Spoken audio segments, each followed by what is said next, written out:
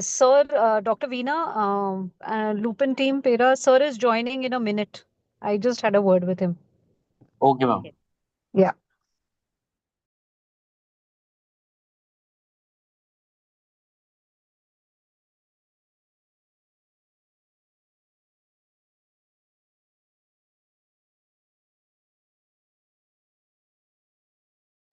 So, Dr. Veena, once sir joins, you can directly introduce sir and we can begin the program.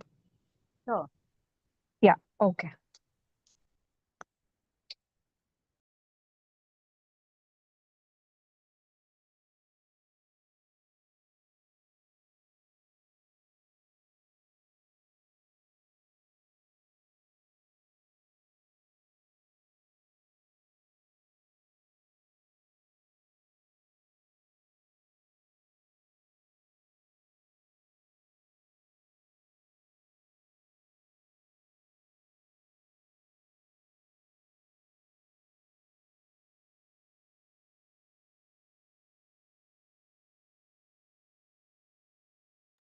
Dr. Veena, please do keep some questions ready also.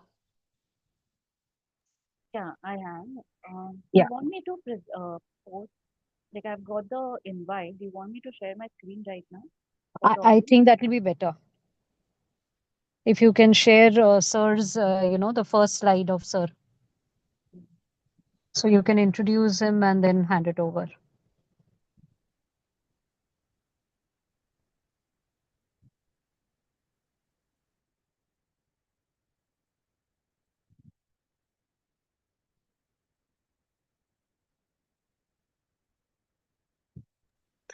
Jagriti, sir has joined. Dr. Anuj Maheshwari. Can you please make him a panelist? Yes, ma'am.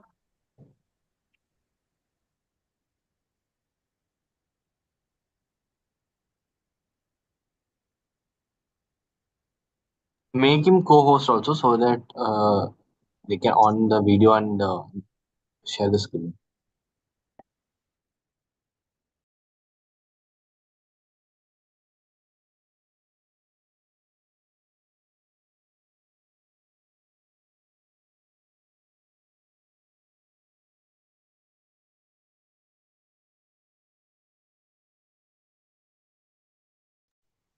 Yes, now it is better. Yes. Sir, good evening. Good evening. Just a minute. I should change the background.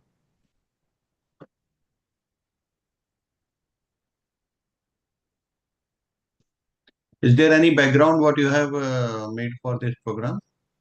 No, sir. Okay. So this natural background would work, or I can Absolutely, make it sir. white. Absolutely, sir. Natural background would also work. Okay. Is it fine? Yes, it's fine, sir. Would you like to share your deck and just see Yes, I will is share. everything in place? Yeah. So should I share it right now? Yes, you can just do a test, sir.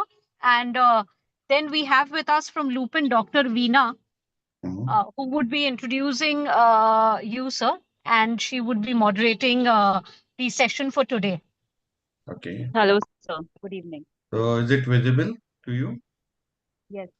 Yes, it's visible, sir. Okay. So correct. So whenever you will ask me, I will start. Sure, sir.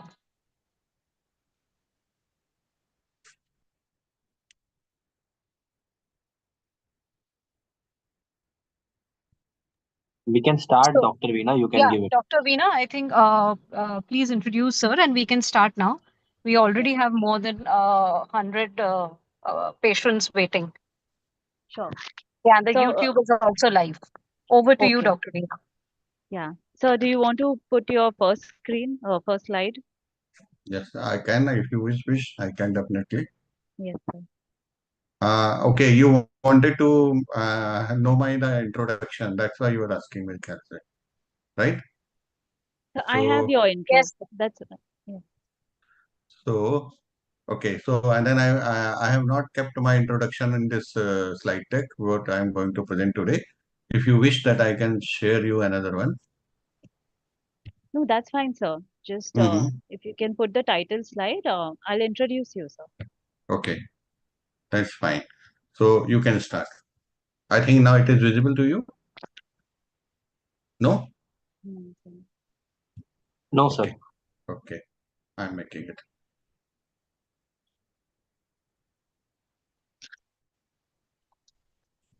So, in the meantime, I Is think it I can. is it now? Yes, Yes, sir. yes. If you can put it in the Yes. slideshow mode. Yeah. Made it full Yes, screen also. yes. Okay, so I'm beginning the webinar.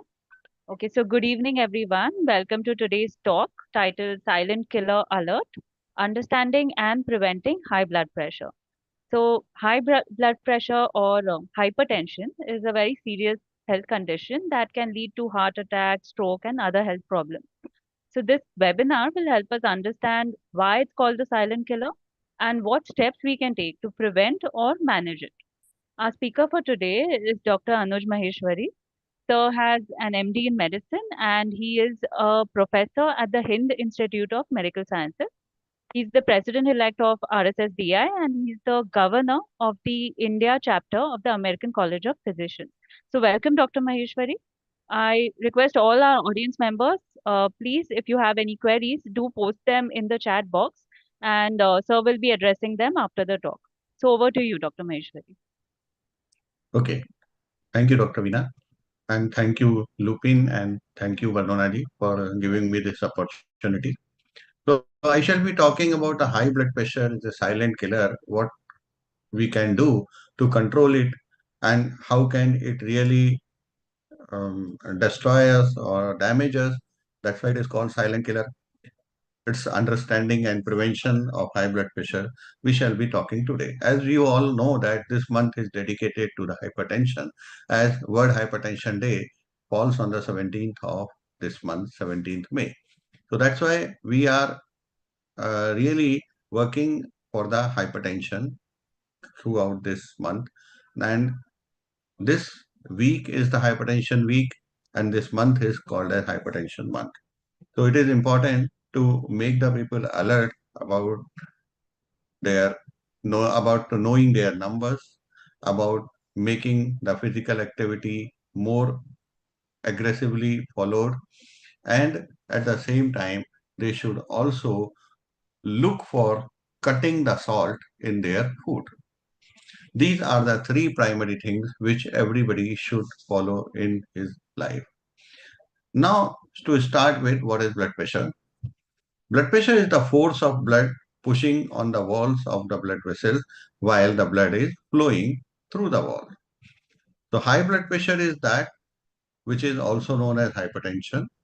It means that your blood pressure is too high whenever it is flowing in the wall or when it is flowing in the wall. Throughout the life, your blood pressure keeps on flowing in the walls, in the vascular compartment. And once it is flowing with the high pressure, it is called hypertension. So if we look for the difference between the normal blood pressure and high blood pressure, it's very nicely been explained on this slide where you can see the high blood pressure blood vessels is narrowed because of multiple reasons. What could be the multiple reasons? That some depositions may occur at the internal surface of vascular wall, and that leads to the narrowing of the vascular wall. And once this narrowing is not there, the blood pressure is normal, what it should be once the vascular wall narrowing is not happened. And once this narrowing is there, then blood pressure is increased. Untreated high blood pressure can cause blood vessels to narrow, which may lead to other serious health problems. Or I think I should say that narrowing of the blood pressure, narrowing of the vascular tree or vascular lumen is causing the hypertension or high blood pressure. 120 millimeter of systolic blood pressure means the pressure exerted when blood is ejected into the arteries. Normally it is 120 mm of mercury. Diastolic blood pressure is that blood pressure which is exerted within the arteries between two heartbeats, and it is normally 80 mm of mercury. So high blood pressure is the danger sign once it is crossing 130 mm of mercury at systolic and diastolic 80 mm of mercury. The blood pressure which is just behind this cutoff line, ranging between 120 to 129, is supposed to be elevated blood pressure, and diastolic blood pressure less than 80 but not cross the 80 is supposed to be the elevated blood pressure. So once the systolic blood pressure is ranging between 120 to 129 together with 80 or nearby less than 80 diastolic blood pressure, we call it elevated blood pressure. And it's well known to all of us.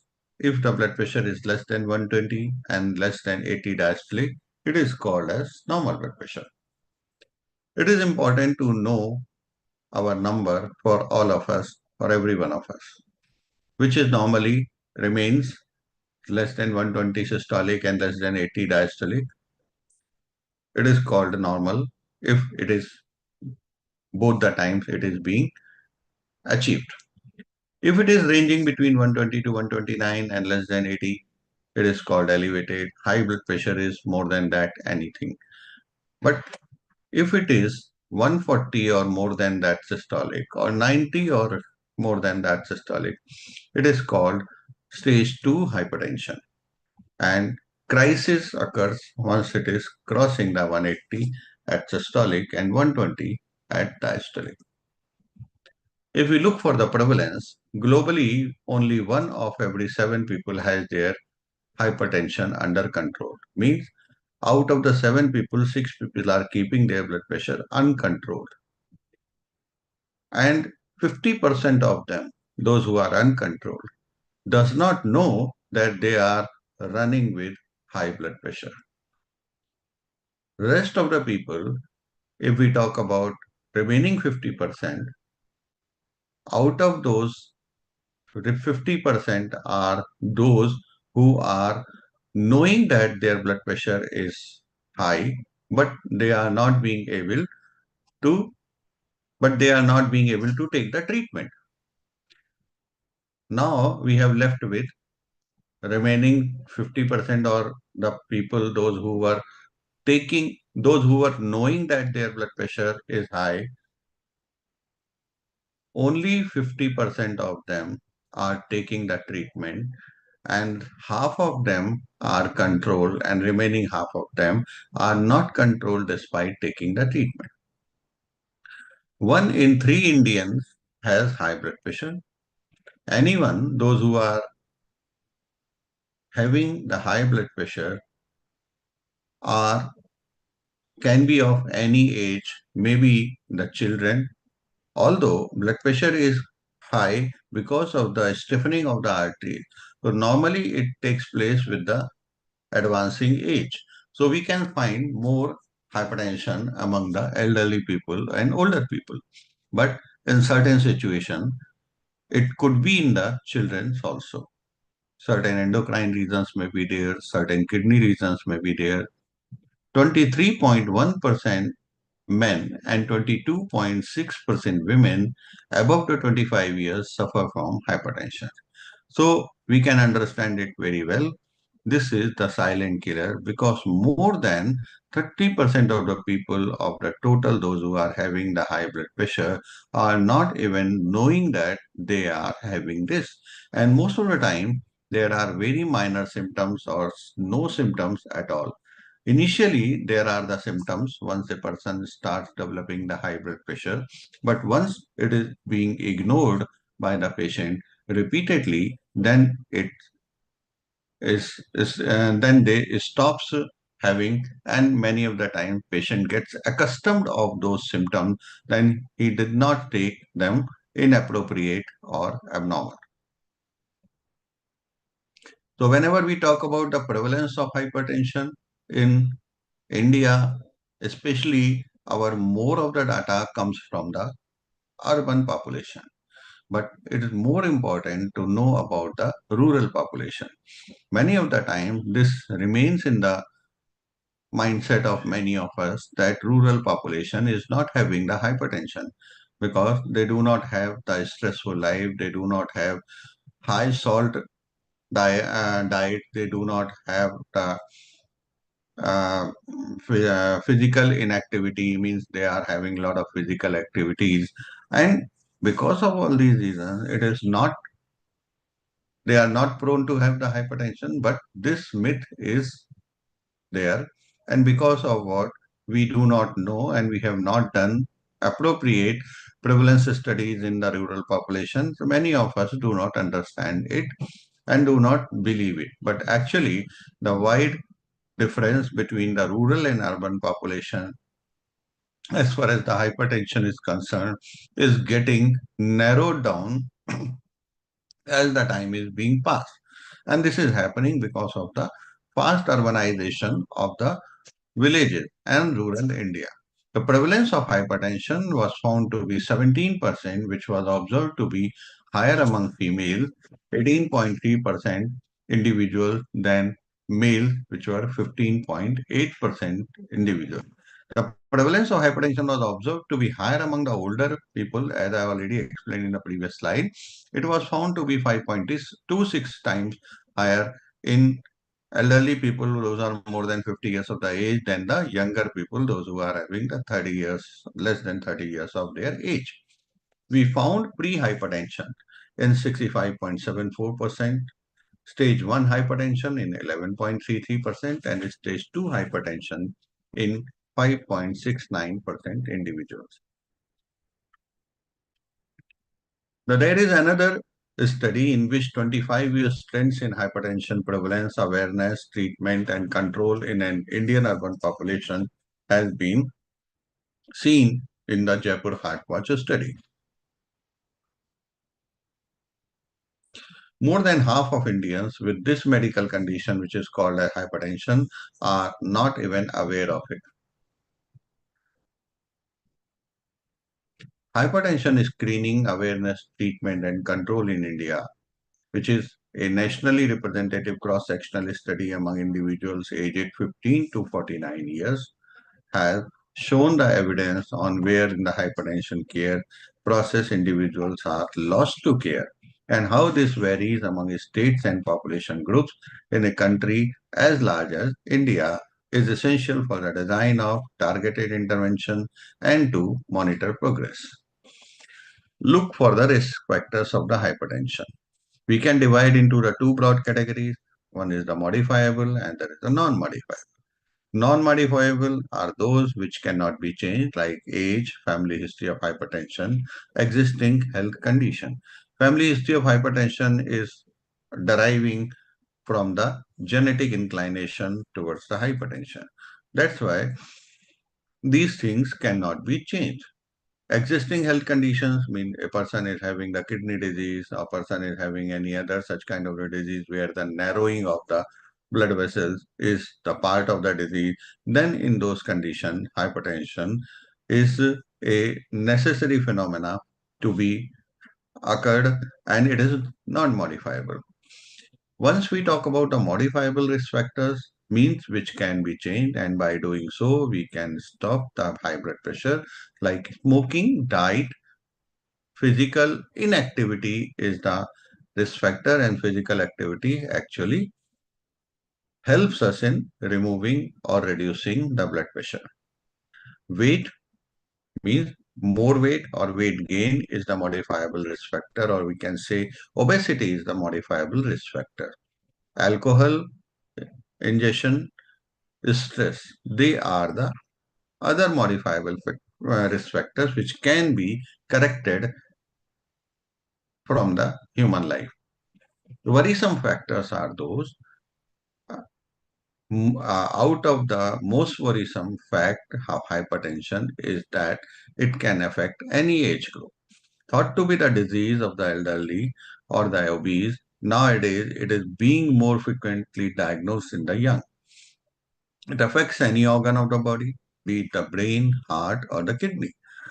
Patient can complain of the headache, tiredness, anxiety, dizziness, weakness, confusion, nausea, chest pain, and even weakness in one side of the body. What is the outcome of the stroke kind of a condition, very commonly seen in hypertension patients if it is not controlled. As I already said in previous slides, awareness status is very poor across the world and so in our country, India also. About 50% people, those who are having the high blood pressure, they don't know that they are having this disease. Indian adults are unaware they are ailing from hypertension.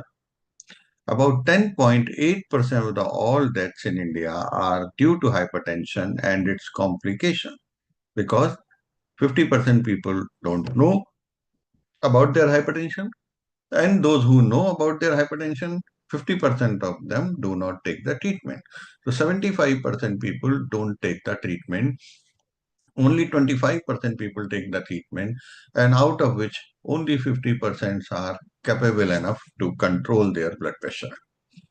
Consequences of the high blood pressure: stroke, loss of vision, heart failure, heart attack, sexual dysfunction, kidney disease or kidney failure. So there is a lot you can do to control your blood pressure.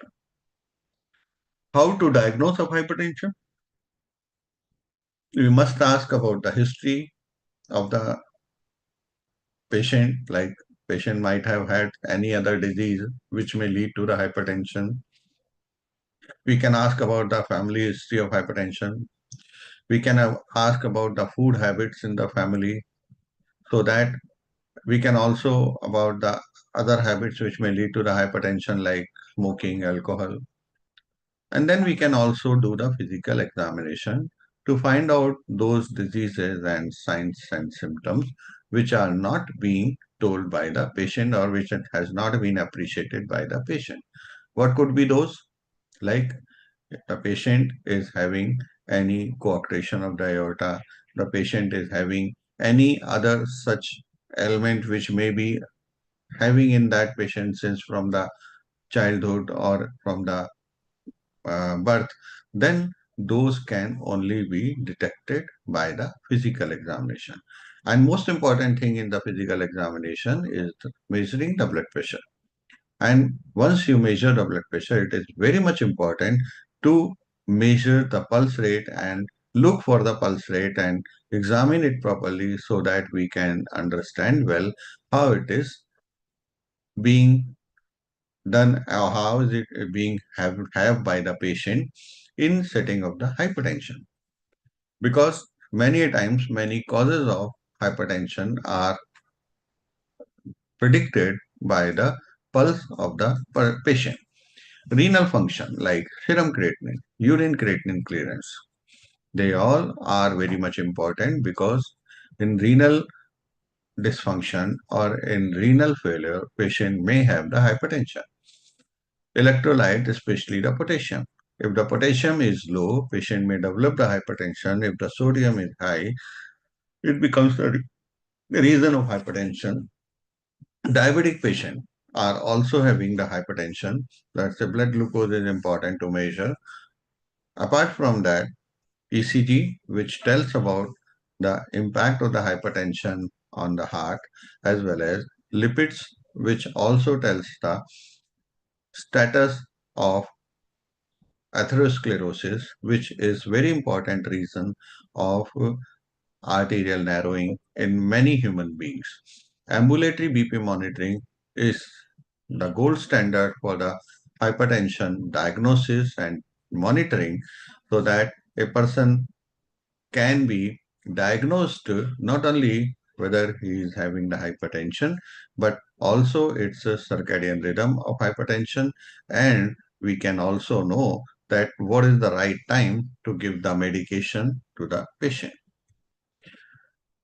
So once we are doing the physical examination, it is very much important to do the BP measurement.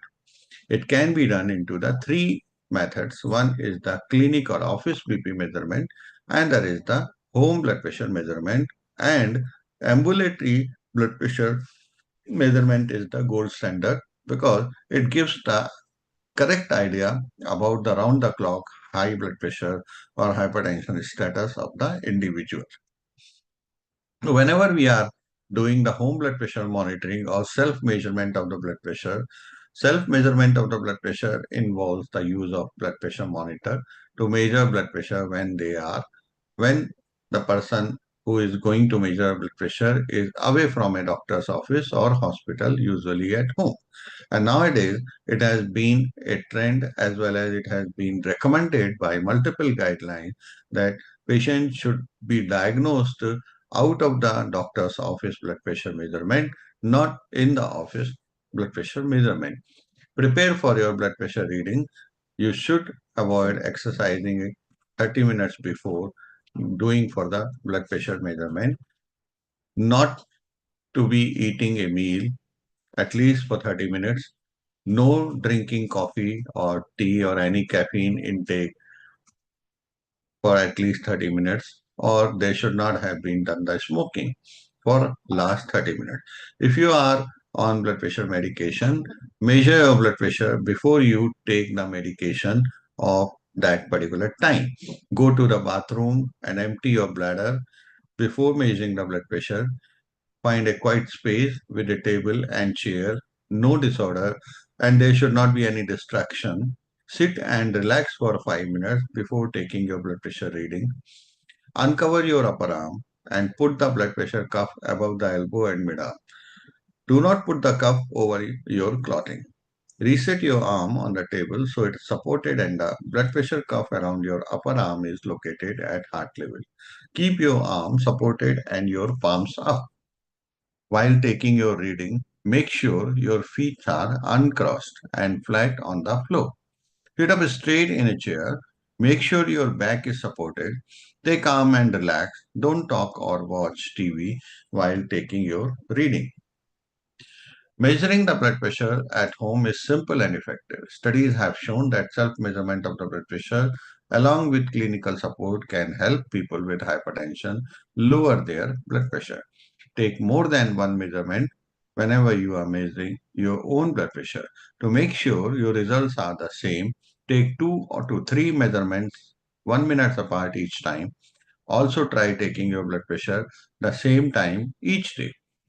Work out with the doctor for setting the blood pressure target that are healthy for you. Typically, a healthy blood pressure is less than 120/80 mm of mercury. If your reading is higher, talk with your doctor about how to lower or to control it.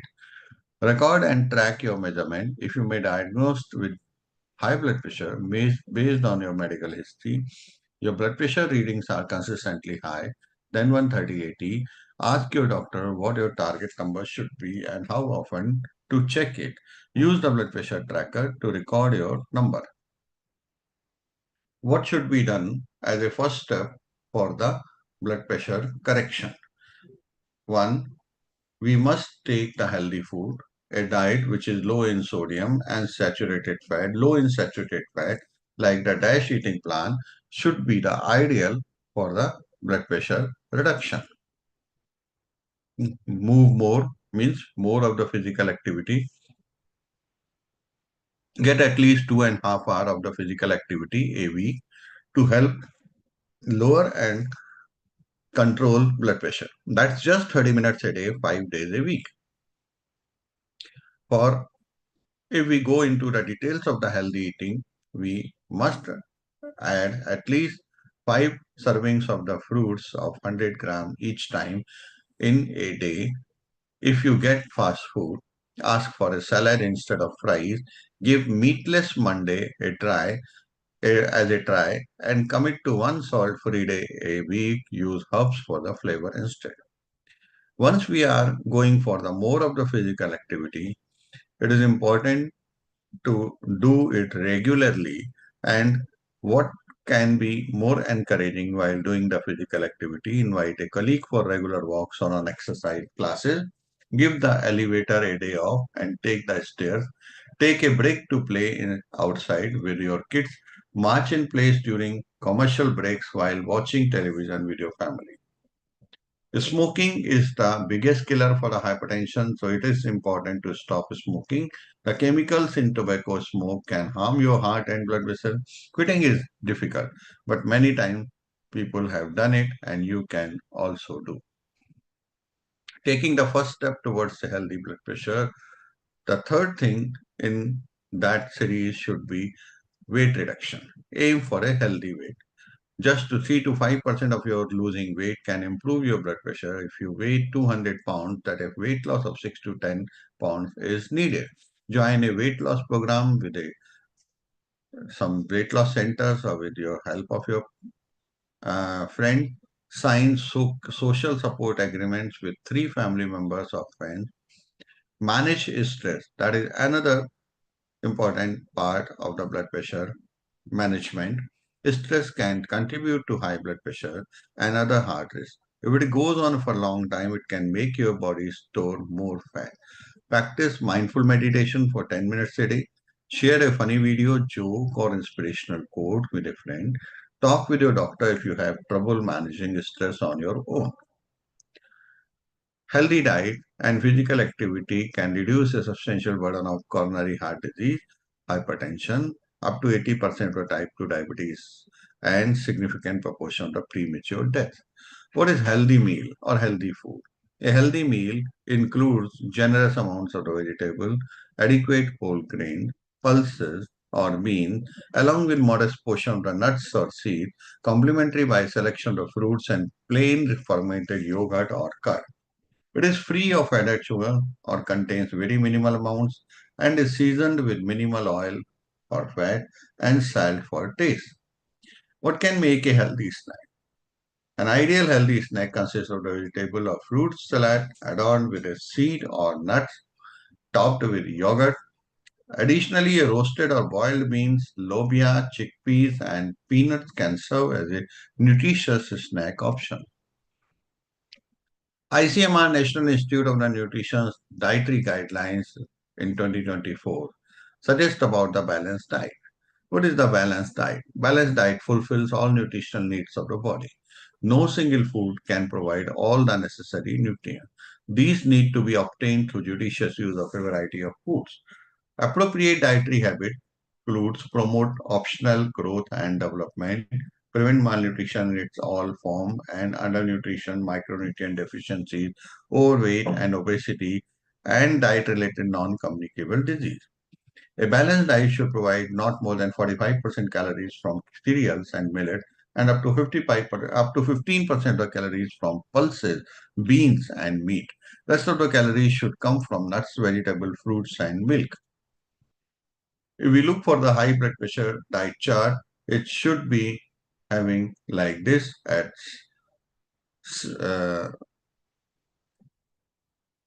9 a.m. We should have a breakfast in which we should have handsome amount of the carbohydrate, followed by 11 a.m. should be taken fruit, not more than 100 gram.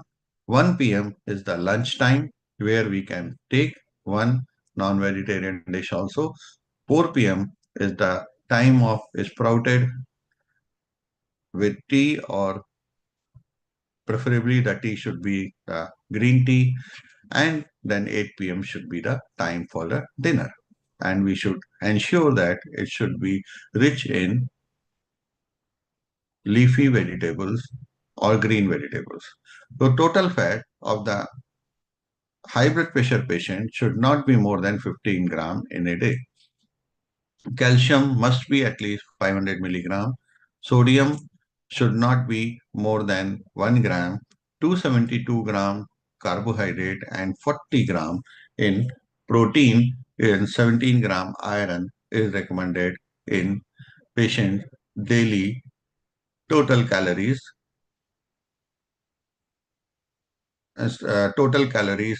which are coming from the food. What is the role of diet in high blood pressure?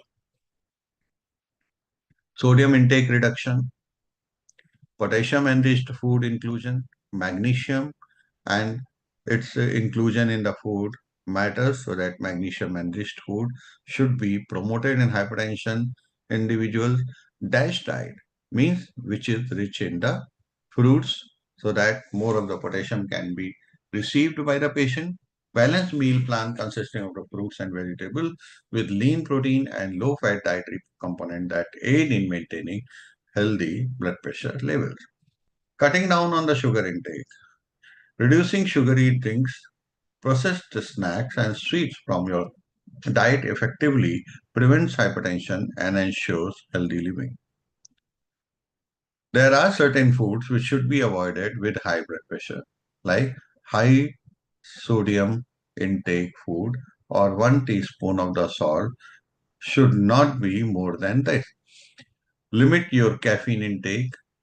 Alcohol intake can substantially increase the risk of high blood pressure, so better to be avoided. Processed food often contains added salt and unhealthy fat that increase the risk of hypertension. Many a time, the processed food may be having salt as a preservative also. So that's why it is a reason for hypertension at many times. Importance of the balanced diet during different life stages, like in elderly where the risk of hypertension is much higher because of the stiffening of the vascular wall. So it is important that balanced diet should be there for being physically active and healthy. Though only we should try to eat which is enough to keep us physically active and healthy instead of taking any food which we may like in excess of amount. Adults, for maintaining health, productivity, and prevention of the diet-related diseases. Once you are in reproductive age, we should take the food to meet the extra nutritional needs for childbearing and rearing uh, phenomena of the life. Adolescents, once you are in 10 to 19 years of the age, it's time for the growth spurt. So maturation and bone development also takes place in these years of the life. So we should be careful for taking the food in that perspective. If we are talking about the children, 2 to 6 years of the age, they need food for the growth and development as well as ensuring and developing the cognition in their activities. And for that reason, the food should be enough and rich with the enough uh, minerals and vitamins so that it may not be having any deficiency in the childhood or which may hinder the growth development of the child. Infants and young children, means those who are ranging between the age 6 months to 2 years, for growth development and cognition, breast milk and nutrition rich complementary foods is important for the same. 0 to 6 months, once the growth and development is requiring the food intake, where it is important to take the maximum contribution from the breastfeeding. High calorie food should be swapped with the healthier food. Means once you are supposed to eat high calories and containing highly refined ingredients, it should be replaced with a low caloric salad and sprouts from whole grains and vegetables rich in nutrients. Deep fried snacks like samosa, etc., have the high level of the cooking oil and fat. It should be replaced with the nuts and seeds, healthy fat integrated in food. Food containing high in refined ingredients, high fat, and high sugar. Traditional sweets and snacks made with the whole grain, nuts, millets, and oil seeds having relatively lower fat and sugar.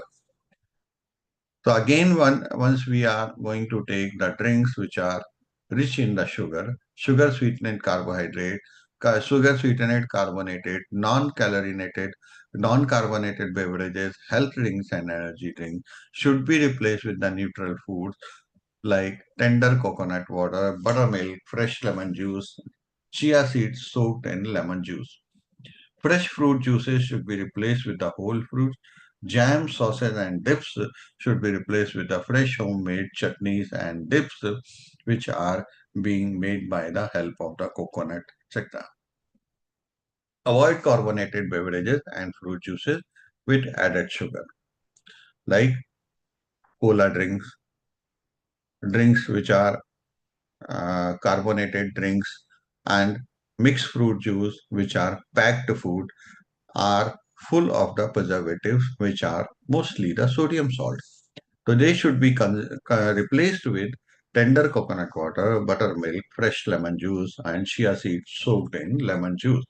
Orange juice, watermelon juice, fresh mango juice, pineapple juice, pomegranate juice, apple juice can be taken, but if they are coming as a packed food or packed juice, it should be avoided.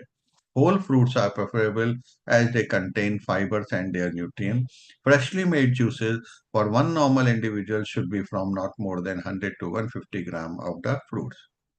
7 ways to lower the blood pressure. Watch your diet. Get moving or physical activity must be ensured.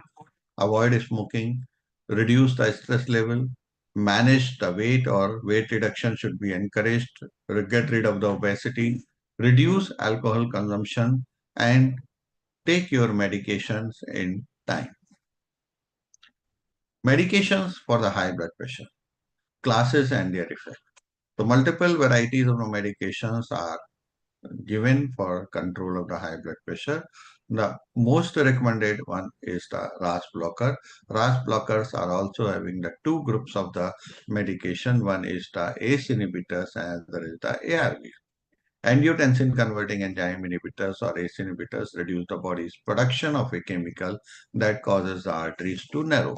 On the other hand, angiotensin 2 receptor blockers help keep blood vessels open. Beta blockers reduce the heart rate, so their heart is not working as hard. Calcium channel blockers prevent calcium from going into the muscle cells of the heart and arteries. Diuretics help eliminating the extra salt and water.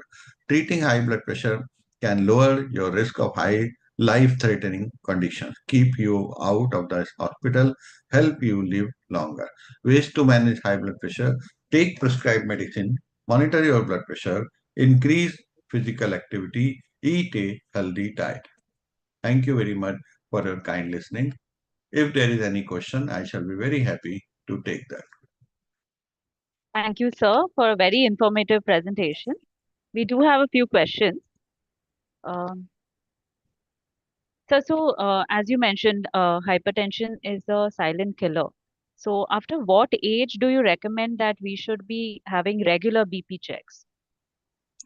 Now, the age bar, which was earlier at the 50 or more, has been reduced to all age group of the individual.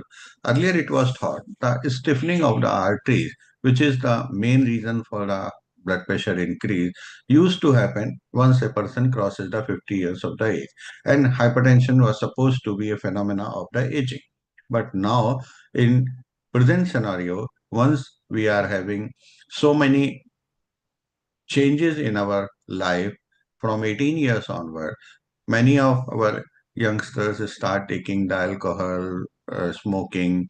Many of them keep themselves awake for a long night, as well as they also keep on working on screen for various reasons. Many of them also celebrate for a late night parties, and all these things once are being done very frequently, they are becoming the reason of stiffening of the arteries much earlier than it is supposed to be happening with the age. The same time, diabetes is also started occurring 2 decades earlier. Hypertension is also started occurring a bit of earlier. So in that setting, these two also makes the person more vulnerable for the stiffness of the arteries, and patient develops hypertension, and as a result of that, many times heart problem or kidney problem also.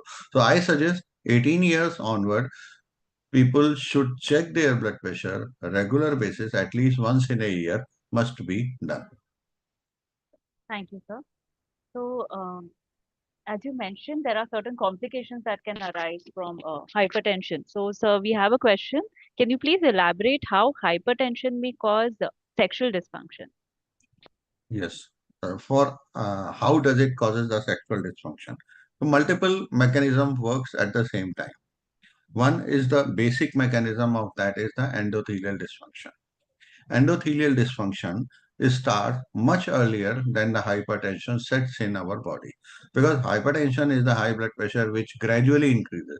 Once your blood pressure is less than 120 and 80, you are very happy that you are normal, but it gradually one day goes up to 122, then it goes up to 124, then 130, and more than 140. Gradually it goes up.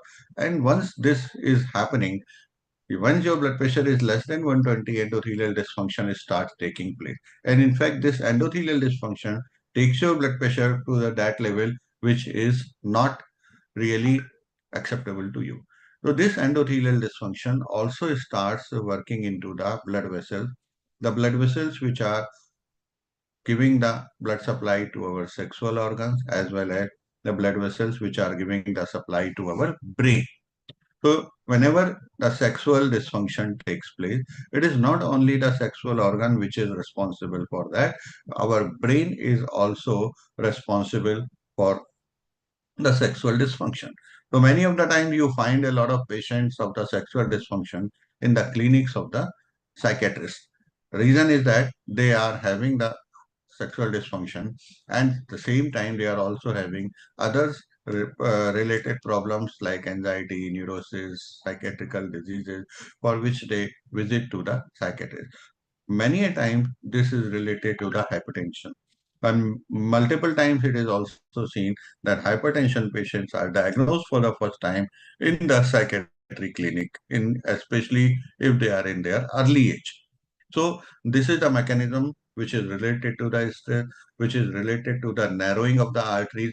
That arteries may be of the brain, that arteries may be of the uh, sexual organs.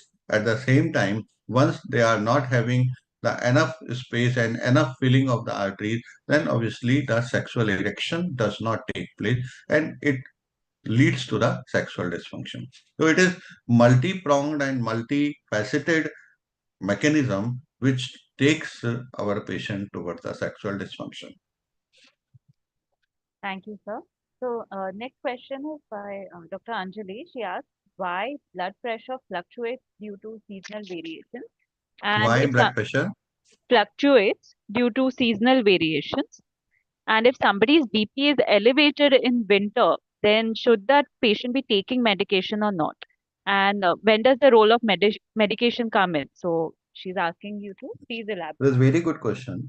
As far as the why does it happen, I don't think it is very difficult to understand, because once there is a temperature is going to reduce, whenever there is a cold atmosphere, arterial vasoconstriction takes place. So whenever there is a atmosphere is having more cold, temperature is going down, in that case vasoconstriction takes place, and vasoconstriction leads to the hypertension.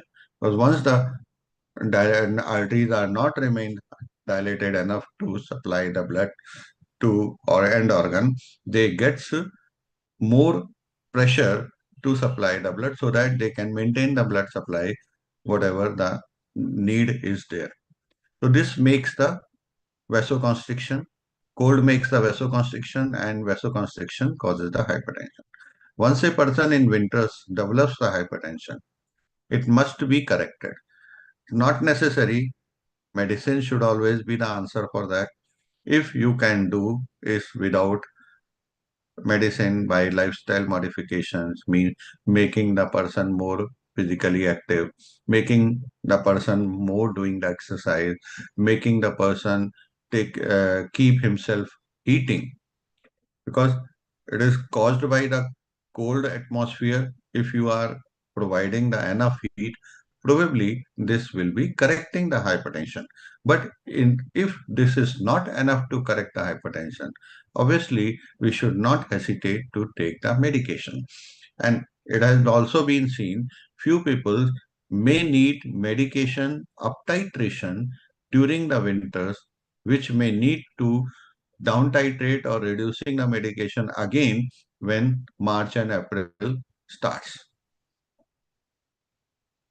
Thank you, sir. So next question is, potassium and magnesium rich foods can control BP, but to what account, to what extent?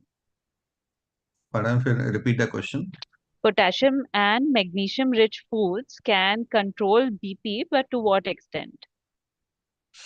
This can control the BP, and up to the larger extent, this can help us if we start doing in the early days of the hypertension.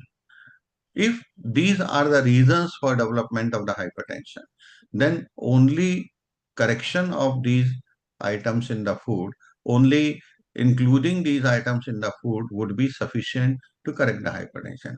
But it's not only one reason which is giving rise to the hypertension. Whenever the hypertension or high blood pressure is there, multiple reasons are responsible for that. And low magnesium and low potassium are one of those reasons. So usually they are not the reasons, but once they are supplemented enough, they reduce the blood pressure. In pregnancy, most of the time we have seen the power of magnesium in eclampsia or pre-eclampsia conditions. Once a lady develops hypertension, which is very much detrimental, magnesium is the remedy for that, and it helps. Magnesium sulfate helps in that condition, especially in routinely any state of the hypertension.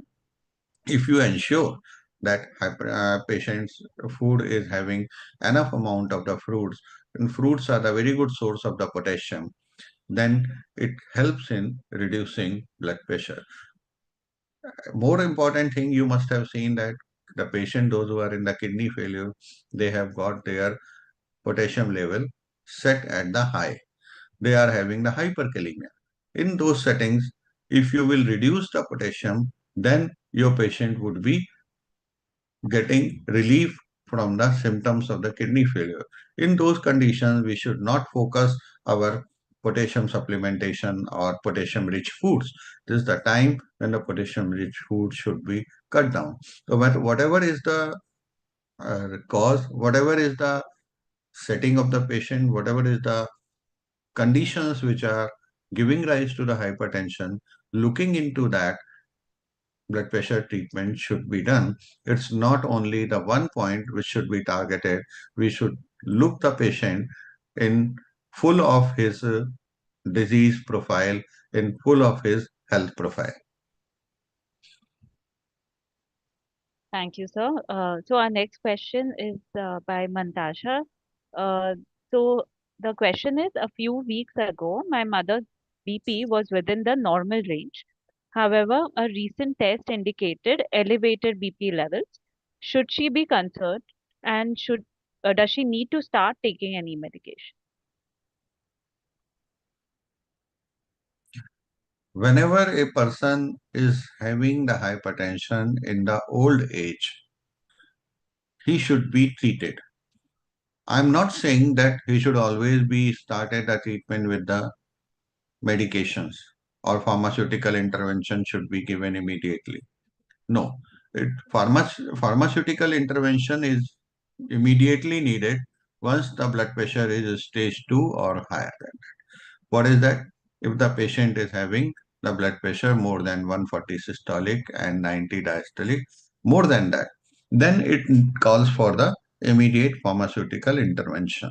But otherwise, pharmaceutical intervention is not required immediately. We should try our best to give lifestyle modification, reducing the salt, improving the potassium level. If the patient is not the kidney failure or kidney deterioration patient, we should check the hyperkalemia. If we are talking about the old lady, because old lady may be having the hypertension with the kidney dysfunction, so we should check the hyperkalemia. We should check the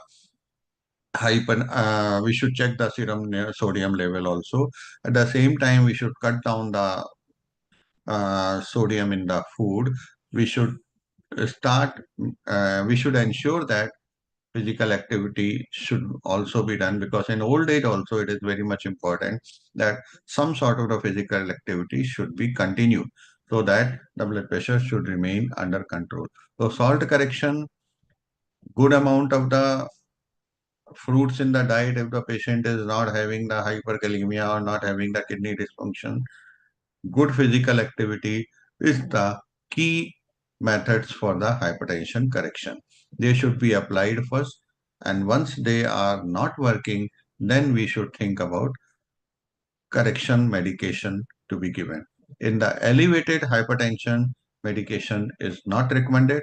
Medication should only be given once the cutoff for the hypertension is crossed. Thank you, sir. So our next question is how cholesterol level is related to low vitamin D level. Low vitamin D level. Vitamin D level. Yeah. Yeah, vitamin D level is not only related with the cholesterol, but multiple diseases in our body. It is associated with the vitamin D deficiency.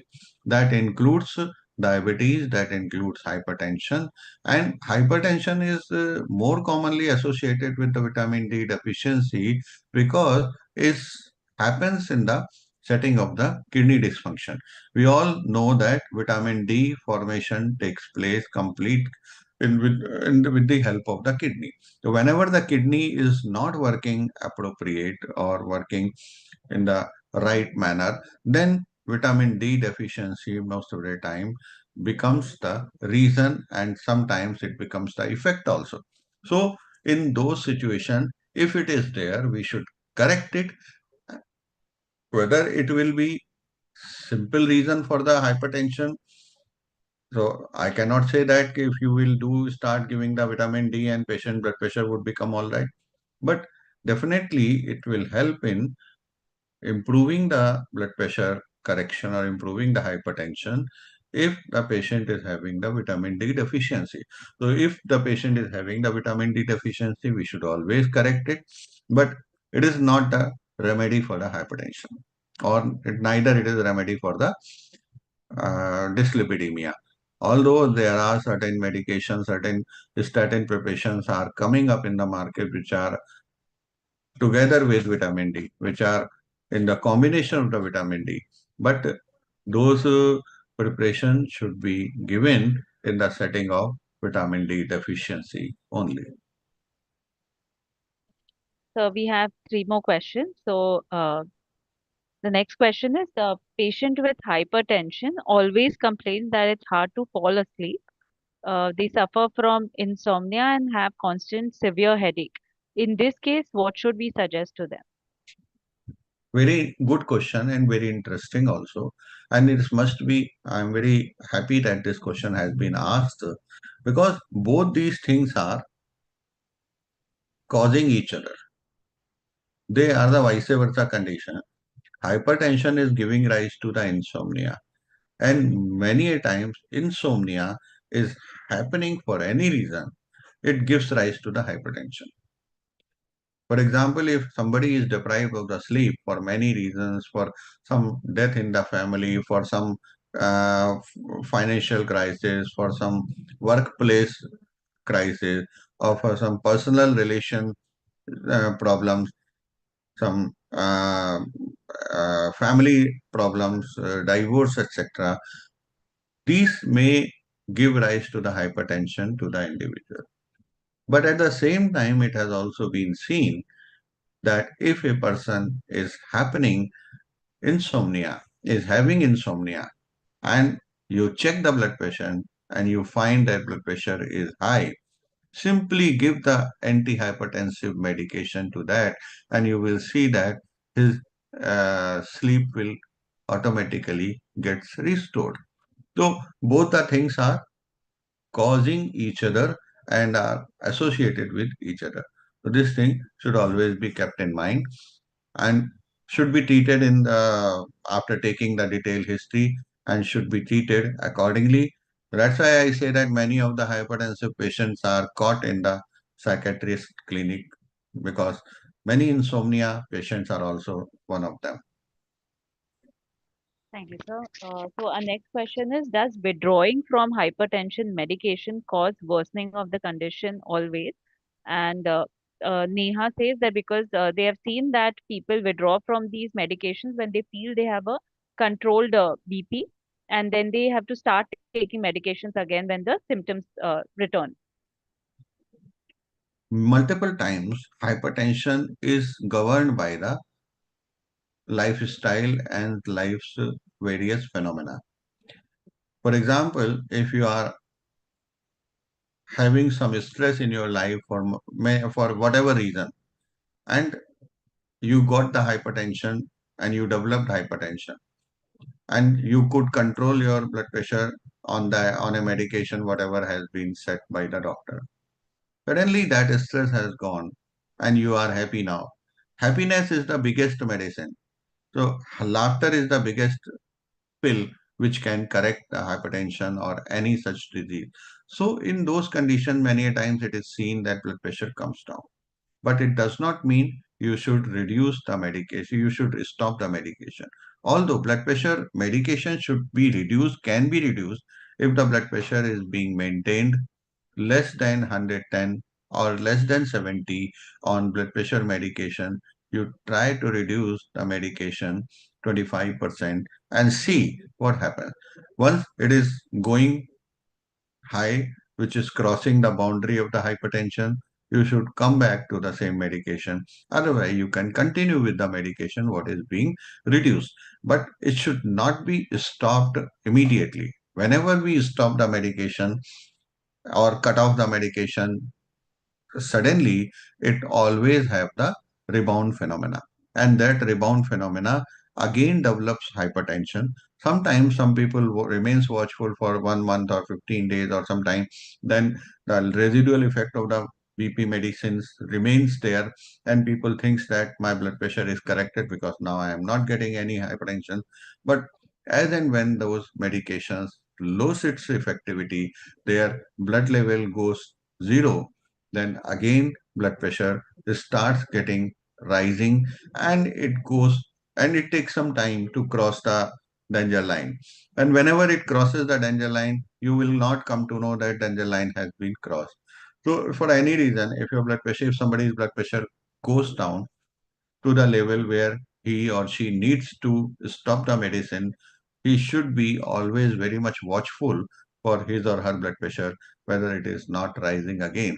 Because whenever you stop the medicine and blood pressure rises again and you need to start the medicine again, there are two biggest losses. One, for that certain time period, your blood pressure keeps on high.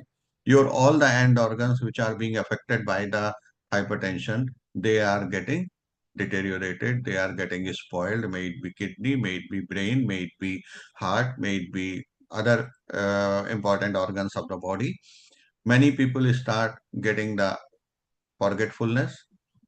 They start getting the many diseases which may be related to the closure of the small arteries in the brain. Sexual dysfunction is also one of them.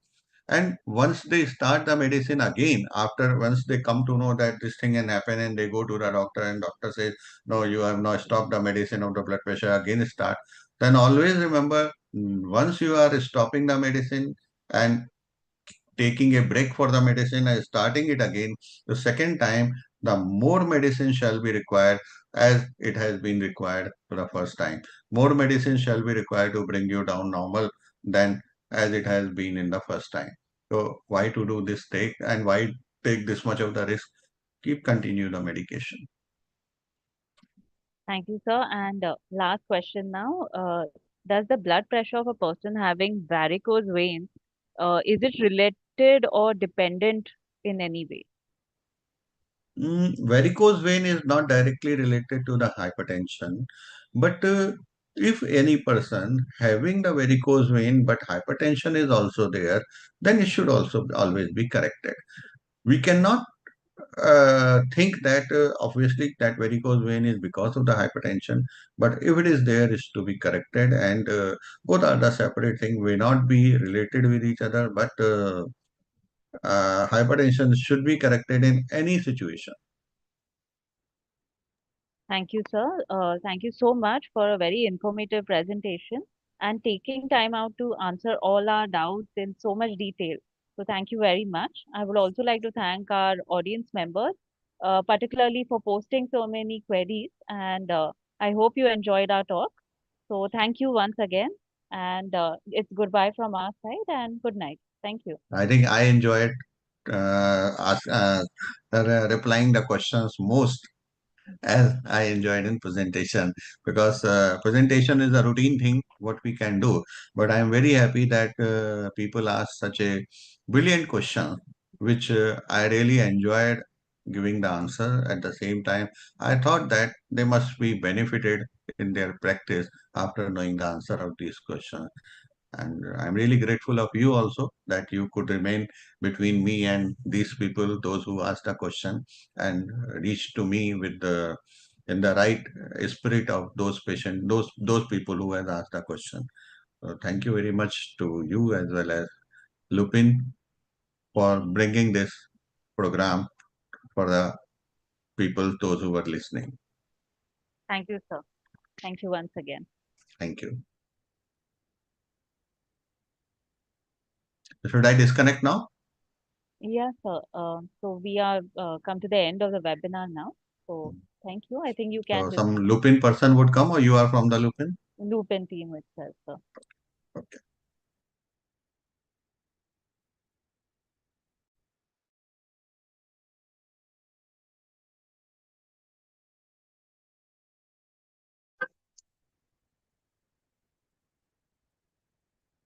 Thank you, Doctor. Thank you, Dr. Veena. Thank you.